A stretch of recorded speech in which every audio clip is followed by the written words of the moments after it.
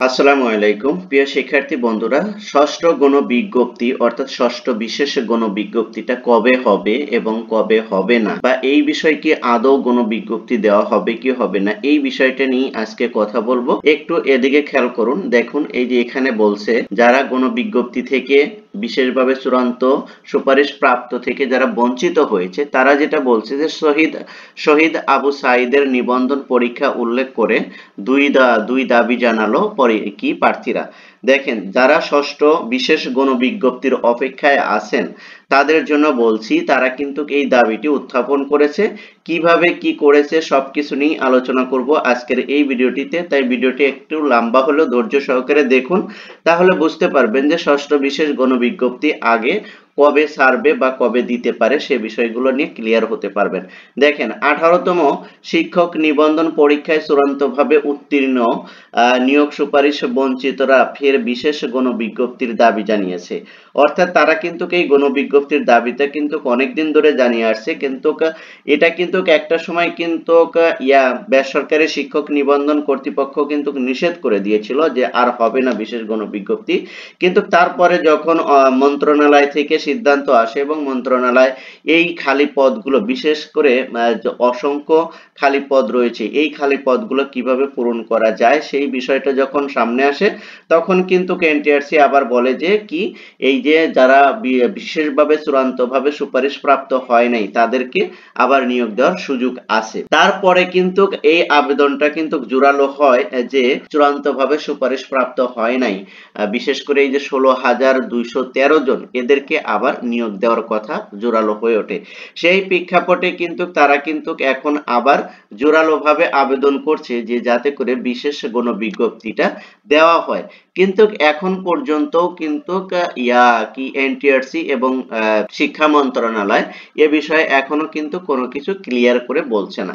একটু এদিকে খেয়াল করুন, এদিকে খেয়াল করলে আরো ভালো বুঝতে পারবেন। এখানে বলছে যে আবেদনে শিক্ষার্থীরা উল্লেখ করেন হাজারো শিক্ষা প্রতিষ্ঠানের লক্ষাধিক শিক্ষকের চাহিদা পূরণের লক্ষ্যে বিজ্ঞপ্তি প্রকাশ করা হয়েছিল, যেখানে 18,65,719 জন আবেদনকারী থেকে প্রিলিমিনারি লিখিত মৌখিক পরীক্ষার দীর্ঘ সময় ও পথ পাড়ি দিয়ে সর্বোচ্চ মেধার স্বাক্ষর রেখে 60,521 জন প্রার্থী চূড়ান্তভাবে উত্তীর্ণ হয়। অর্থাৎ এই 60,521 জন এরা কিন্তু পিলি, লিখিত এবং মৌখিক পরীক্ষায় উত্তীর্ণ হয়েছিল। বাট আনফরচুনেটলি কিন্তু এদের ভিতর থেকেই যে 19 আগস্ট কি করা হয়, 41,627 জন প্রার্থীকে চূড়ান্তভাবে সুপারিশ করা হয়, যার কারণে এখান থেকে কিন্তু এই যে 16,213 জন প্রার্থী কিন্তু চূড়ান্তভাবে সুপারিশ থেকে বঞ্চিত হয় এবং তাদের স্বপ্ন কিন্তু ভেঙে যায়। তাই তারা যেটা বলেছে যে যেহেতু আমরা পিলি, লিখিত এবং মৌখিক পরীক্ষায় পাশ করেছি এবং আমাদের সনদ আছে, সেই হিসাবে আমরা যোগ্য প্রার্থী এবং তারপরে আরো অনেক শূন্যপদ খালি আছে, সেই প্রেক্ষিতে আমাদেরকে এই চূড়ান্তভাবে সুপারিশ করা হোক এবং বিশেষ গণবিজ্ঞপ্তির মাধ্যমে হলেও আমাদেরকে চাকরিতে কি করা হোক, নিয়োগ দেওয়া হোক। তারপরে তারা যেটা বলেছে যে 19তম শিক্ষক নিবন্ধন যেহেতু আগের নিয়মে আর থাকছে না এবং নতুন নিয়মে এটা পরীক্ষা হবে, তাই অন্তত এই 16,000কে অন্যভাবে হলেও অর্থাৎ বিশেষ গণবিজ্ঞপ্তির মাধ্যমে হলেও তাদেরকে নিয়োগ দিয়ে এই 18তম শিক্ষক নিবন্ধনের যে ইগুলো আছে সেটা কমপ্লিট করতে। কিন্তু এখন পর্যন্ত কিন্তু এই বিষয়ে শিক্ষা মন্ত্রণালয় বলেন আর এনটিআরসি ক্লিয়ার করে কোনো কিছুই বলছে না। আসলে আদৌ তাদেরকে কি নিয়োগ দেওয়া হবে কি হবে না সে বিষয়টা এখনো ক্লিয়ার করছে না। অবশেষে তারা যেটা বলেছে, দেখেন অবশেষে খুব একটা ইন্টারেস্টিং কথা বলেছে। অবশেষে তারা বলেছে 18তম শিক্ষক নিবন্ধন এমন একটি নিবন্ধন ছিল যেখানে জাতির দ্বিতীয় স্বাধীনতার কাণ্ডারি শহীদ আবু সাঈদ পরীক্ষা দিয়েছিলেন এবং তিনি প্রিলিমিনারি ও রিটেন পরীক্ষায় উত্তীর্ণ হয়েছিলেন। তিনি আশাবাদী ছিলেন যে এই পরীক্ষায় উত্তীর্ণ সবার চাকরি হবে। অর্থাৎ যারা এই 18তম পরীক্ষা দিয়েছিলেন, এই 18তম পরীক্ষায় কিন্তু শহীদ আবু সাঈদও কিন্তু পরীক্ষা দিয়েছিলেন।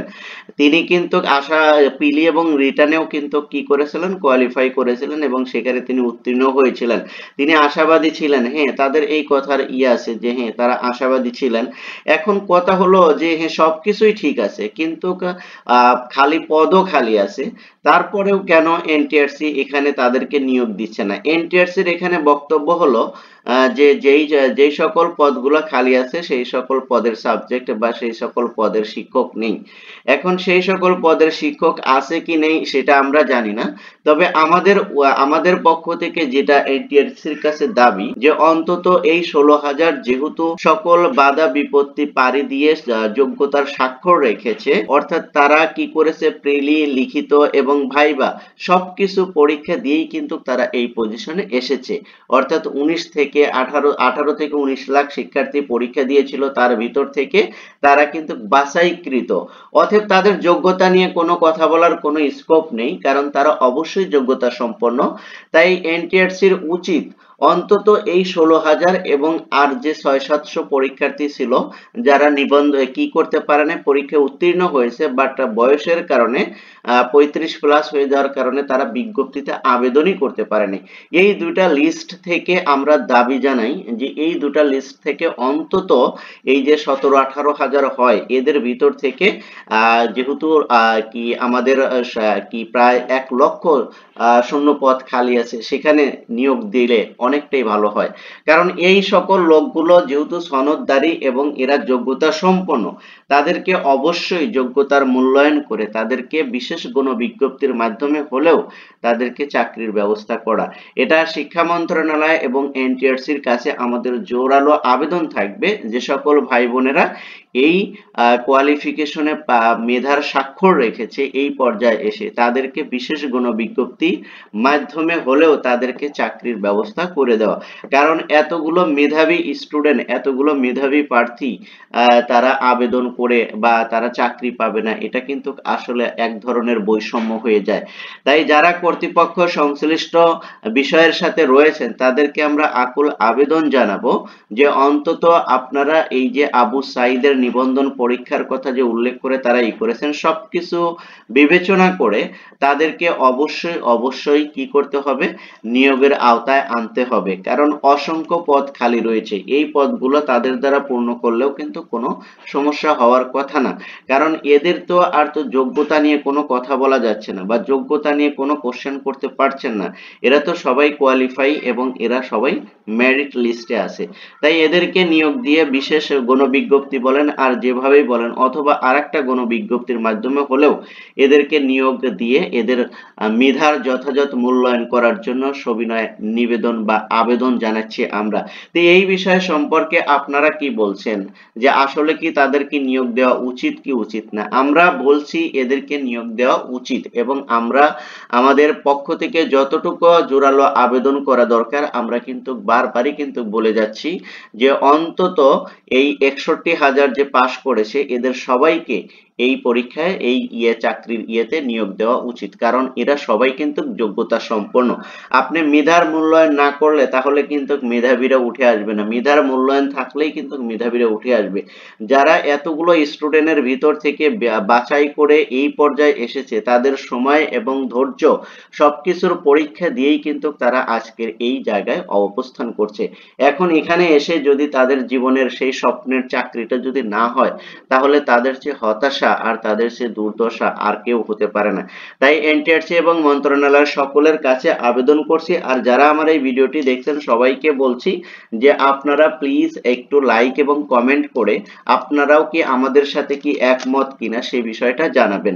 অবশ্যই লাইক কমেন্ট করে আমাদের এই ভয়েসের সাথে আপনাদের একত্বতা প্রকাশ করলে হতে পারে যে এনটিআরসির বিশেষ কোনো ব্যক্তির নজরে আসলে হতে পারে এই বিষয়টা নিয়ে সকল সমস্যার সমাধান হতে পারে। দেখা যাক শেষ পর্যন্ত কি হয়, তবে আমরা সবসময় প্রত্যাশা রাখি যে ষষ্ঠ বিশেষ গণবিজ্ঞপ্তি দিবে এবং এই সকল ভাই বোনেদের চাকরির ব্যবস্থাটা হয়ে যাবে। তাই আজকের মতো এ পর্যন্তই রাখতে চাচ্ছি। আমাদের এই চ্যানেলে কিন্তু প্রতিনিয়ত শিক্ষা এবং শিক্ষা বিষয়ক সকল আপডেট, চাকরি নিয়োগ বিজ্ঞপ্তি সহ সকল আপডেট কিন্তু আমরা প্রকাশ করে থাকি। তাই এই বিষয়ের সাথে যারা সম্পর্কিত আছেন তারা আমাদের চ্যানেলটি সাবস্ক্রাইব করে রাখতে পারেন এবং আমাদের ভিডিওগুলো যদি ভালো লাগে তাহলে লাইক কমেন্ট শেয়ার করে দিয়ে সবাইকে দেখার সুযোগ করে দিতে পারেন। Thank you so much. আল্লাহ হাফেজ।